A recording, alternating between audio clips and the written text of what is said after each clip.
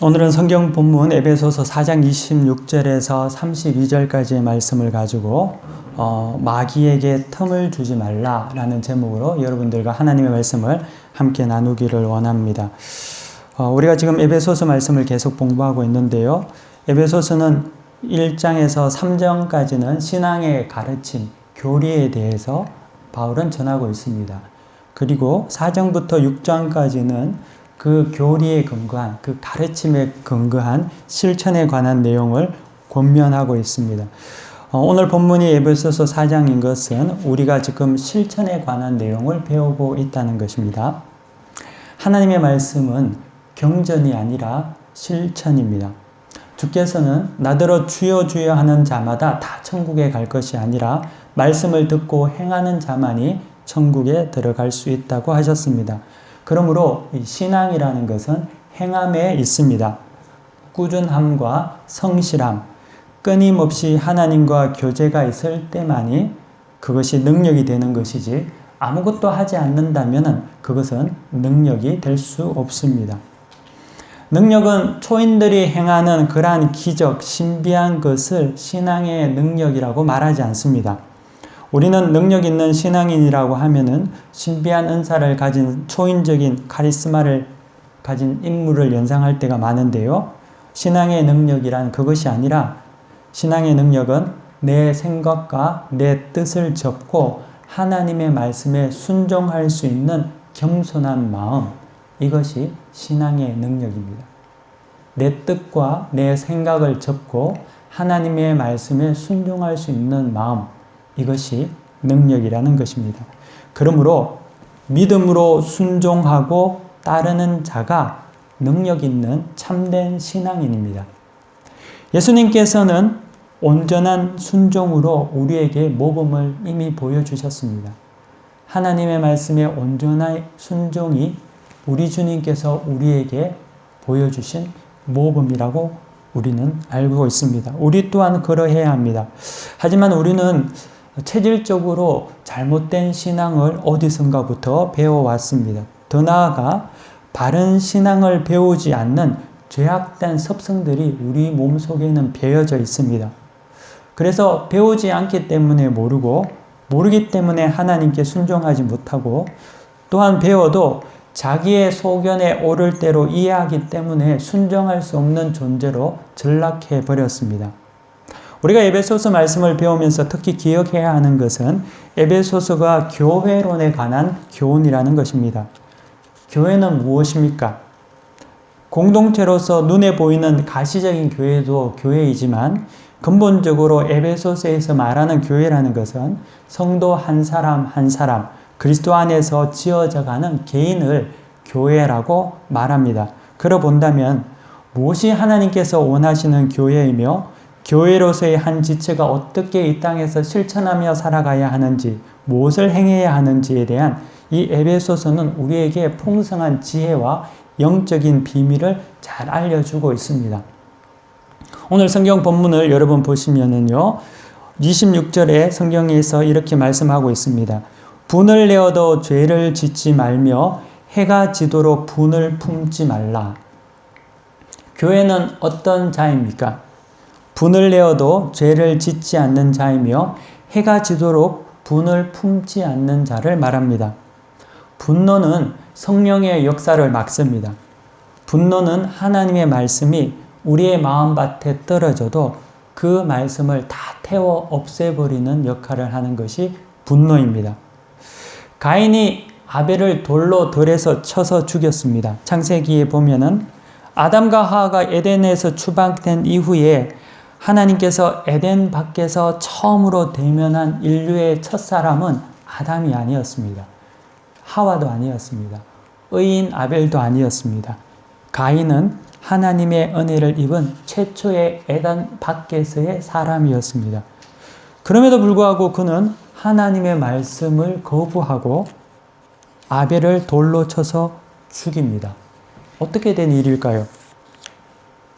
하나님께서 에덴 밖에서 처음으로 만든 사람이 아담도 하와도 아벨도 아닌 가인이었는데, 가인은 명백히 하나님의 음성을 들었음에도 불구하고 왜 하나님의 말씀을 거역하고 아벨을 돌로 쳐서 죽일까요?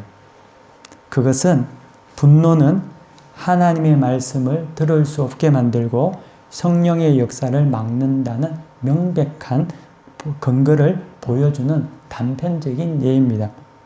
분노에 휩싸인 사람은 절대 하나님의 말씀을 들을 수 없습니다. 여러분, 이곳에 오면서 혹시 여러분들이 마음이 상했습니까? 누구에게 분노를 품고 있습니까? 하나님의 말씀이 여러분 속에 들어가지 않습니다. 성내는 것은 하나님의 의를 이루지 못합니다. 잠언은 화를 잘 내는 사람은 다툼을 일으키고 성내기를 잘하는 사람은 죄를 잘 짓는다고 말합니다. 또 잠언 22장 24절에 보니까요. 성급한 사람과 사귀지 말고 성을 잘 내는 사람과 함께 다니지 말라라고 권면하고 있습니다. 이 세상에서 성낼 줄 모르는 사람은 아무도 없습니다. 분노의 감정은 본능적인 것입니다. 하지만 동시에 그 분노는 싸움을 끊임없이 하게 하고요. 남도 죽이고 자신도 죽이는 가장 빠른 지름길입니다. 사랑하는 성도 여러분, 분노를 제어하십시오. 참으면 그 분노가 소강 상태로 접어듭니다. 하지만 분노를 터뜨리면 걷잡을 수 없게 됩니다. 내가 분노하면요, 옆에 사람도 분노합니다. 내 주변이 모두 활활 타오릅니다. 그래서 분노의 화염은 점점 퍼져갑니다. 축구 경기를 보다 보면은 선수 중 하나가 상대편 선수와 시비가 붙어서 싸울 때가 있지 않습니까? 그러면은 한 사람이 싸웠는데, 개인이 싸웠는데 그 시비가 이내 선수 전체에게로 퍼집니다. 그러면은 선수만 싸우는 것이 아닙니다. 관중석에서도 서로 싸웁니다. 온 스테디움이 전쟁터가 됩니다. 분노가 이런 것입니다. 한 나라의 지도자가 분노하면은 그를 따르는 국민들이 또한 분노합니다. 그래서 전쟁이 일어납니다. 한 가정이 분노하면 그 가족 구성원 모두가 분노합니다. 그래서 한편이 됩니다. 그런데 그 분노는 맹목적이라는 데 있습니다. 실체가 없습니다. 가인이 분노에 휩싸이니까 하나님의 말씀을 개의치 않습니다. 아벨을 죽여도 죄책감을 느끼지 못합니다. 실체가 없다는 거죠. 그냥 죽이는 것, 화내는 것, 자기의 분노를 터뜨리는 것만 남게 된다는 것입니다. 현대는 분노 조절 장애의 시대입니다. 그만큼 내면의 스폰지가 현대인들에게는 사라져 간다는 그런 말이죠. 이번 주간 뉴스를 보셔서 아시겠지만 강서구에서 PC방에서 살인사건이 있었습니다. 분노를 조절하지 못한 한 사람이 너무나 끔찍한 사건을 일으키고 말았습니다. 사랑하는 성도 여러분, 마귀에게 틈을 주지 마십시오. 마귀는 우리의 분노, 원망, 피해의식, 열등감, 상처, 모멸의 감정 등을 틈으로 해서 들어와서 우리를 좀먹고 우리를 죽입니다. 성도는 그 틈을 막아야 합니다. 그 사탄이 들어오는 틈을 막기 위해서는 말씀과 기도밖에 없습니다. 교회 오면 왜 말씀 보고 기도하라고 합니까? 말씀과 기도만이 유일한 해법입니다. 우리 속에 있는 분노, 원망, 상처 모든 것 노력해서 없어지지 않습니다. 돌을 닦는다고 해서 사라지지 않는다는 거죠. 하나님의 은혜가 있을 때만이 위로받고 해결될 수 있습니다. 그 방법은 오직 기도와 말씀밖에 없습니다. 그것만이 쓸모없는 분노에서 우리를 살리는 방법입니다. 여러분들이 이 하나님께서 우리에게 주신 값진 은혜의 방편을 사용할 수 있는 지혜를 갖기를 원합니다. 깨달을 수 있는 하나님의 은혜가 여러분들에게 있기를 원합니다. 다른 방법은 없습니다. 얼마 전에 제가 비프샵에 가서 생긴 일입니다. 2달가량 전부터 제가 명의를 좀 이전하려고 방문을 해서 신청을 했는데 한 달이 지나도 일이 해결될 기미가 없어서 다시 찾아갔습니다. 그래서 가서 보니까 직원의 실수로 인해서 신청이 안 되어 있던 겁니다. 또다시 이제 방문을 해서 다시 요청을 하고 기다렸습니다. 근데 또 한 달이 지나서 갔는데 또 직원의 실수로 인해서 또 그것이 안 되어 있었습니다.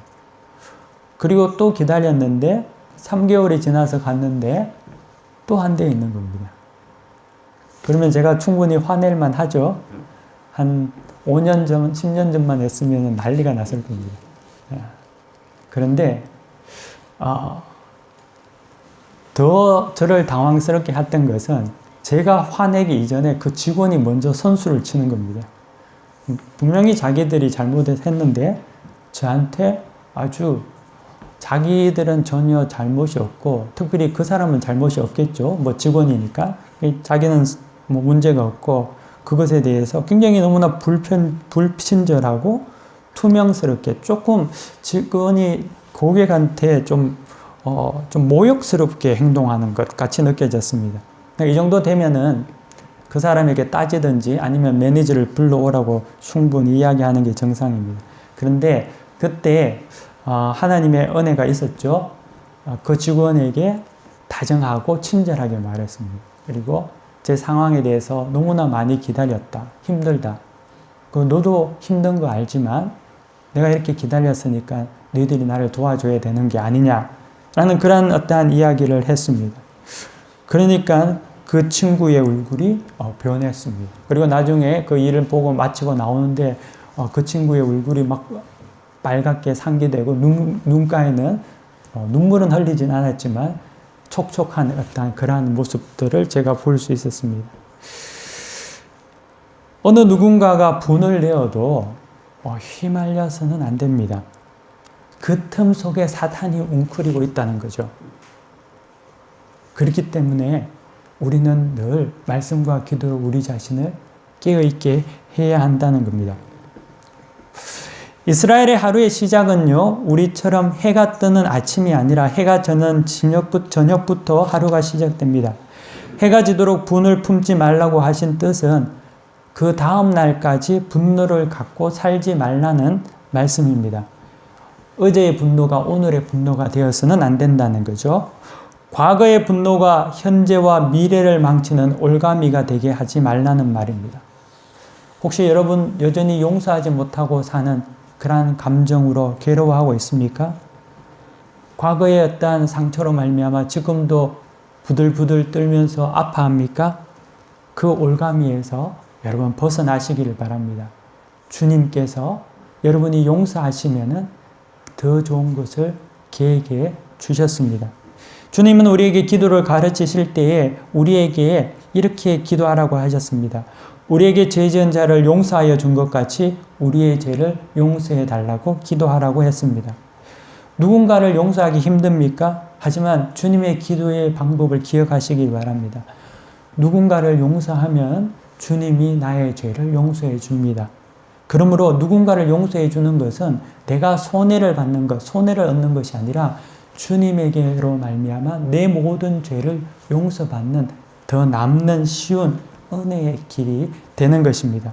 그래서 우리는 이 주님의 기도에 따라서 누군가를 용서할 수 있습니다. 설령 여러분들에게 찾아와서 용서를 빌지 않아도 여러분이 용서하면 주님이 나를 용서하십니다. 여러분이 10번 용서하면 여러분을 10번 용서하시고 여러분이 100번 용서하면 주님이 여러분 100번 용서하십니다. 여러분 주님 앞에 죄 안 짓고 살 수 있습니까? 주님 앞에 당당하게 살 수 있습니까? 안 되죠. 그러면 용서하십시오. 주님도 우리를 용서하십니다. 이 진리를 여러분들이 깨달으시기를 바랍니다. 분노라고 해서 다 부정적이고 죄가 되는 것은 아닙니다. 인간은 감정적인 존재이기 때문에 분노가 당연히 있습니다. 성경은 분노를 인정하지만 그 감정을 죄를 짓는 데 사용하지 말라고 합니다. 이것은 인격과 성숙의 문제라는 것입니다. 어떤 분노는 의로우며 세상을 개선하고 고통당하는 자를 구원합니다. 의로운 분노는 그리스도인들이 가져야 할 참된 모범이기도 합니다. 하나님께서도 분노하셨습니다. 예수님께서도 바리새인들과 서기관들을 보고 책망하셨습니다. 종교개혁자들은 중세의 카톨릭의 비성경적이며 타락한 교리에 의분을 일으켜서 분열이 일어났습니다. 우리에게 나타나야 하는 분노는 공의의 분노라는 겁니다. 죄를 거부하는 분노, 의로움을 사모하는 분노, 이것이 우리에게 있어야 하는 분노라는 거죠. 주기철 목사님이 평양 산정현 교회에서 심우할 때의 일이었습니다.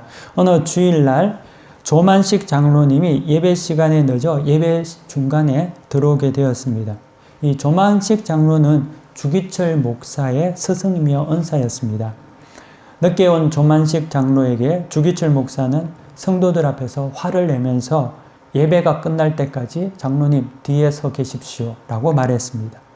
조만식 장로는 그날 예배가 끝날 때까지 예배당 뒤에 서서 예배를 드렸다는 그러한 일화가 있습니다. 은사인 장로가 예배 시간에 늦었다고 해서 뒤에 세운 목사, 또 제자인 목사의 치리로 인해서 예배당 뒤에 서 있는 장로, 그들에게 그런 일들을 할 수 있게 했던 기준이 무엇이었겠습니까? 어떻게 그들은 그렇게 할 수 있었을까요? 그것은 하나님의 공의 때문에 그렇습니다.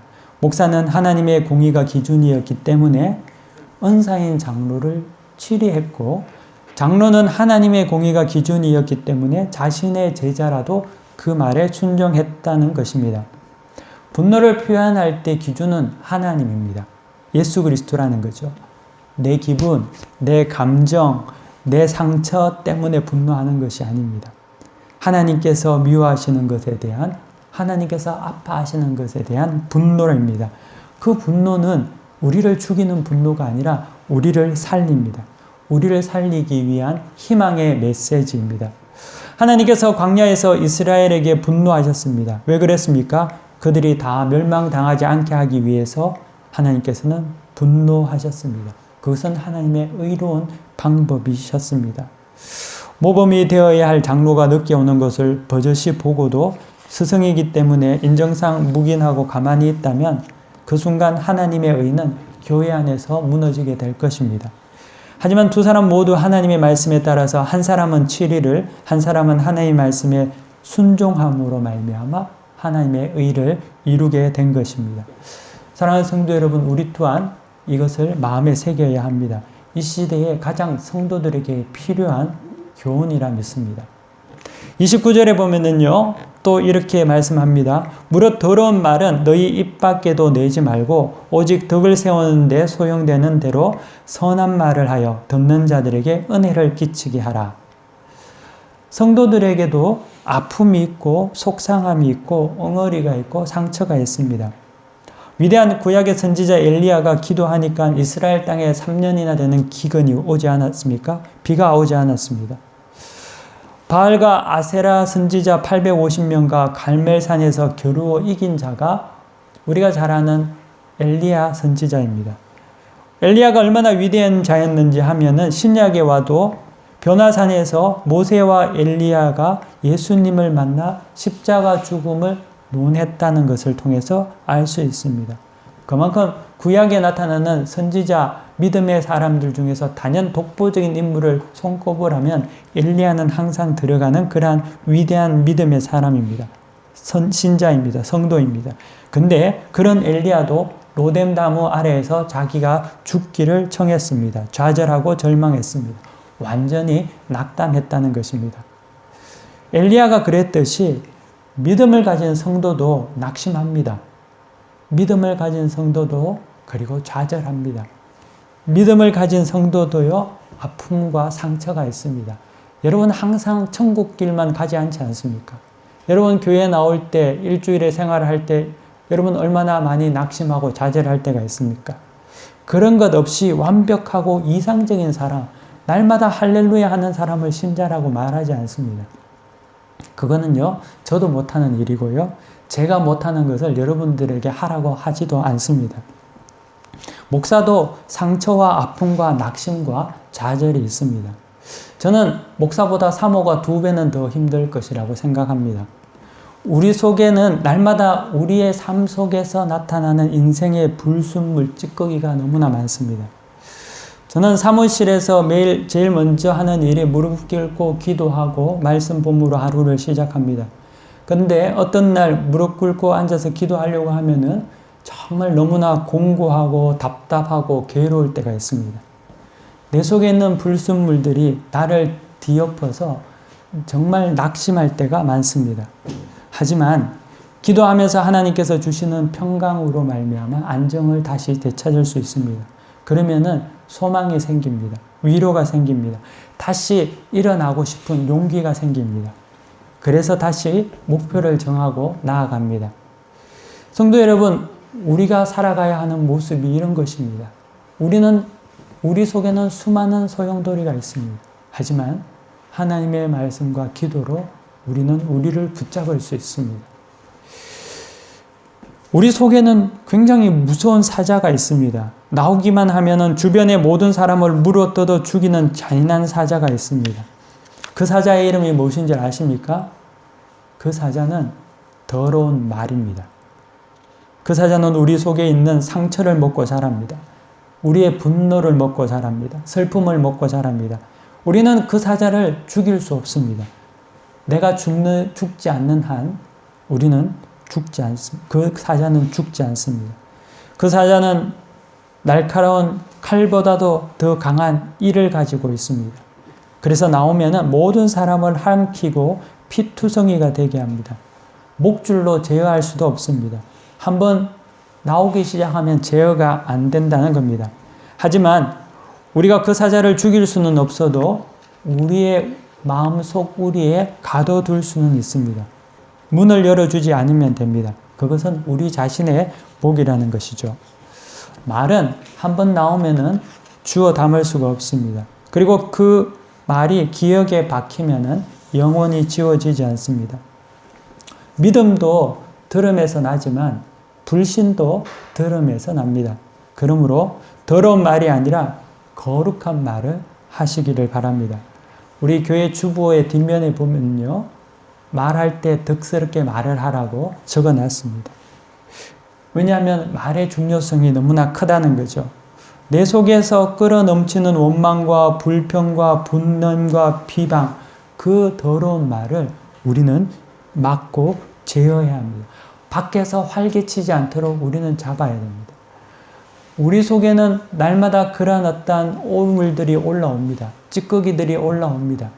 근데 그 찌꺼기들, 그것을 통해서 나오는 모든 무서운 사자와 같은 더러운 말들을 우리는 우리의 마음속에 우리에 잡아줄 때만이 우리는 거룩한 삶을 살 수 있다는 것입니다. 더러운 생각, 더러운 말이 내 입 밖으로 나오려고 합니까? 스물스물 내 속에서 그것이 끌어오르려고 합니까? 미리 막으시기 바랍니다. 나오지 못하도록 통제해야 합니다.